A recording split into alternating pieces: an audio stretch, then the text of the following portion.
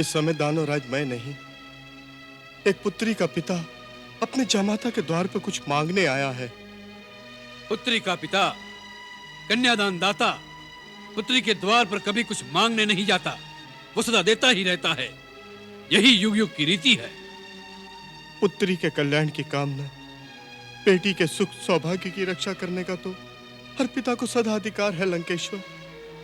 उससे वो कभी मुक्त नहीं हो सकता। लंकेश्वर की महारानी की चिंता से आप उसी दिन मुक्त हो गए थे जिस दिन से हमारी भार्या के रूप में उसका भाग्य आपने हमारे साथ बांध दिया था। अब उसके कल्याण की कामना करना आपका काम नहीं, ये हमारा कर्तव्य है।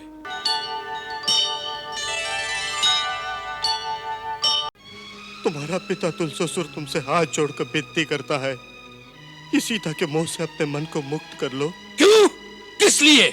इसलिए कि वह वन वन भटकने वाला वनवासी कुछ भालू वानरों को इकट्ठा करके हमें गिदड़ भभकी दे रहा है। तुम उस वनवासी तपस्वी को पहचान नहीं रहे हो तात? आपने जान लिया? आपने पहचान लिया उसे? हाँ, मेरे अंतर्चक्षु कहते हैं कि वो कोई और नहीं, साक्षात सर्वशक्तिमान त्रिलोकीनाथ है। कौन है त्रिलोकीनाथ? हमसे बड़ा कौन है तीनों लोकों में आज? तात, तुम तो त्रिलोक विजेता हो, वो तो त्रिलोक रचयिता है, साक्षात विष्णु का अवतार है।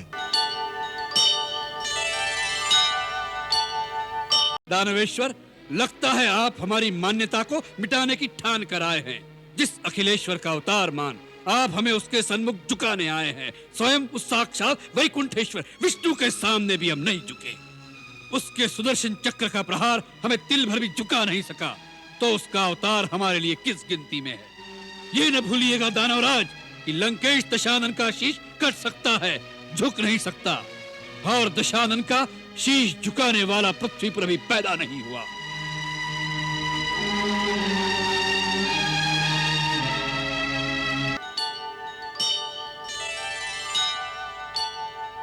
तुम्हारे भौतिक माता पिता केसरी और अंजना अवश्य हैं, परंतु तुम कैलाशनाथ भगवान शंकर के 11वें रुद्र हो। वायु का तीव्र वेग तुम्हारे अंग अंग में समाया है।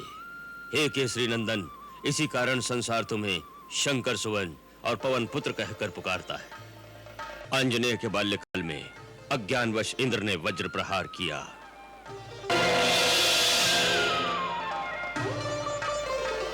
आंजनेय उदयगिरी पर जाकर गिरे। वज्र प्रहार से उनके हनु अर्थात ठोड़ी पर चोट लगी। इंद्र को अपनी भूल का भान हुआ, उन्होंने क्षमा मांगी। तब से तुम्हारा नाम हनुमान प्रख्यात हुआ।